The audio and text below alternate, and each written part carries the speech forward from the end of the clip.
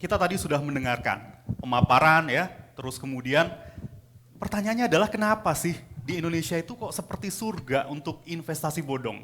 Apa yang menjadi latar belakangnya? Atau apa saja penyebab-penyebabnya gitu Bang?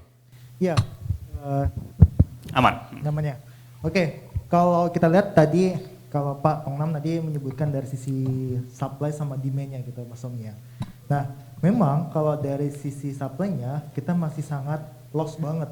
Jadi ketika kita berbicara sama Kominfo gitu kan, itu memang masih relatif sedikit instrumen itu yang bisa digunakan untuk memblokir aplikasi-aplikasi yang dia notabene terduga dia akan melakukan penipuan, itu masih sangat-sangat relatif minim gitu. Jadi kalau semuanya tiba Tongnam berbicara mengenai menginjak aplikasi yang akan terduga itu melakukan penipuan, itu masih sangat minim sekali instrumennya, dan saya rasa perlu sekali Kominfo juga pemerintah khususnya untuk mungkin Satgas Waspada Investasi juga sama itu membuka pembicaraan dengan berbagai platform termasuk Telegram sih sebenarnya. Telegram juga sangat, ini juga Pak, ini sangat istilahnya bisa menimbulkan suatu bom investasi bodong yang baru gitu, karena di Telegram saya pun itu setiap hari itu masuk grup-grup baru yang saya bahkan nggak tahu itu grup apa gitu kan.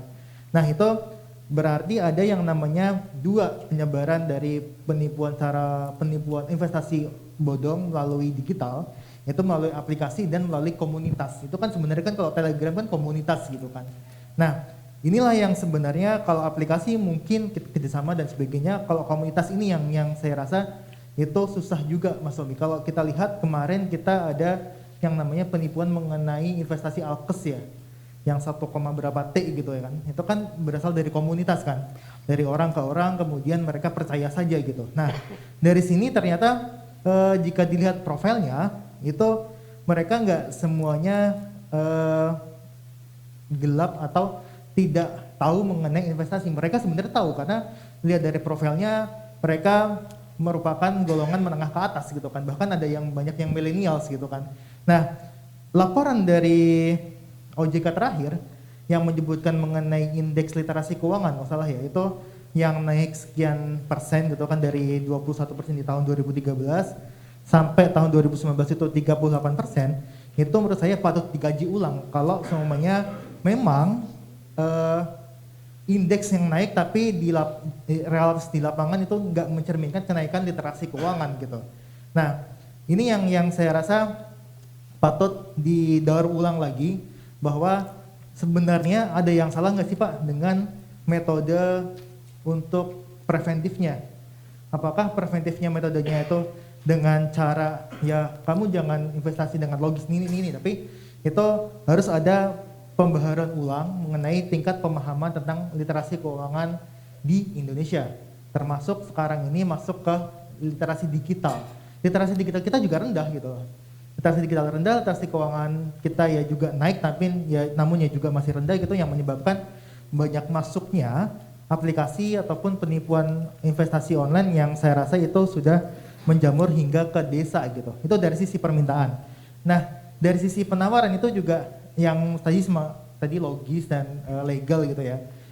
Banyak sekali investasi yang legal namun nggak logis gitu kan. Nah, ini yang saya rasa juga patut tadi preventif juga masuk ke sisi demand-nya gitu kan. Nah, saya rasa juga faktor kita pandemi itu menyebabkan banyak sekali munculnya investasi-investasi bodong Mas Tommy. Kalau kita lihat gitu kan, pandemi itu konsumsi masyarakat berkurang. Nah, namun yang terjadi adalah simpanan kita naik, DPK kita naik di tengah pandemi seperti ini. Artinya adalah kita masih memiliki uang gitu.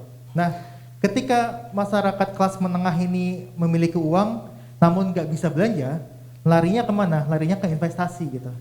Nah, disinilah yang saya rasa permintaan investasi naik, kemudian investasi yang bodong itu loss di dalam aplikasi maupun di komunitas, yang terjadilah penipuan cara bodong itu. Jadi istilahnya itu dari supply-nya juga ketemu, dari demand-nya juga ketemu gitu kan. Nah ini yang saya dilihat dari data itu ya sangat wajar gitu kan. Ketika kita melihat juga dari data fintech P2P ini sebagai proxy aja Pak ya, itu lendernya itu naik, artinya itu investor di P2P lending itu naik gitu. Nah itu kan menunjukkan bahwa tingkat atau minat masyarakat untuk investasi itu naik.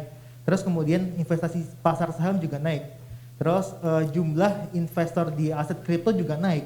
Nah itu artinya menunjukkan bahwa minat orang untuk investasi naik, namun memang kehadiran negara memang diperlukan untuk memberikan keamanan dan kenyamanan ketika mereka berinvestasi gitu. Itu Mas Tommy.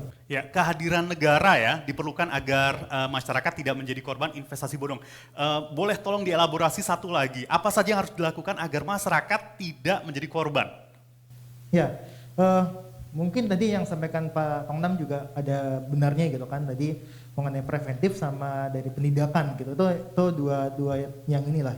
Nah, kalau saya rasa sih tadi mengenai yang namanya diinjak sebelum mereka masuk ke ini Pak.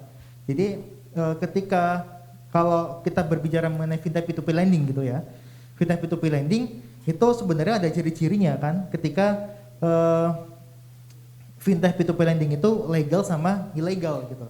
Itu pasti ada ciri-cirinya gitu kan. Kalau legal itu biasanya mereka cuman 3 cemilan, kamera, mikrofon sama location gitu. Nah di luar itu mereka pasti ilegal gitu. Nah itu yang bisa diproksikan di fintech P2P lending agar fintech P2P lending yang dia meminta data kita lebih dari 3 itu bisa di take down di Play Store ataupun di App Store gitu. Nah itu yang dari sisi fintech P2P lending gitu. Nah untuk yang komunitas ini yang susah nih Mas Tommy.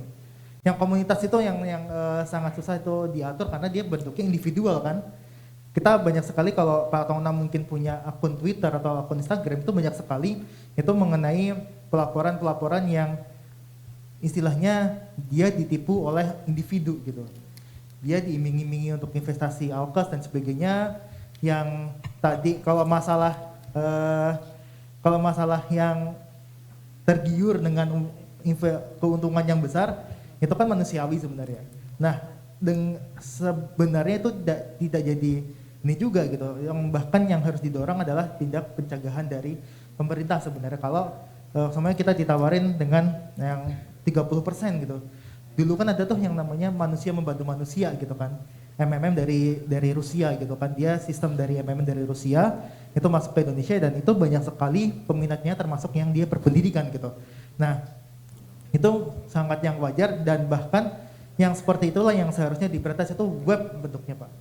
Dari web aja tuh kita bisa kelihatan gitu loh. Jadi ini yang penipuan, ini yang enggak gitu. Bahkan menurut saya langkah paling logisnya itu ada di Kominfo dengan dia menyasar kepada situs-situs aplikasi-aplikasi yang dia bisa menimbulkan penipuan investasi gitu. Dan kalau saya rasa sih, saya pernah beberapa kali bilang bahwa Kominfo itu bisa menggagalkan kalau kita mau mengakses website film porno gitu. Nah apalagi ini harusnya bisa gitu. Judi online, kemudian investasi bodong gitu harusnya bisa dipotong dari situ gitu. Ada program Indonesia Sehat, saya lupa ini ya, itu yang dia memblokir mengenai situs porno, itu pasti bisa diterapkan lah untuk di penipuan legal, penipuan bodong ini. Itu maksudnya.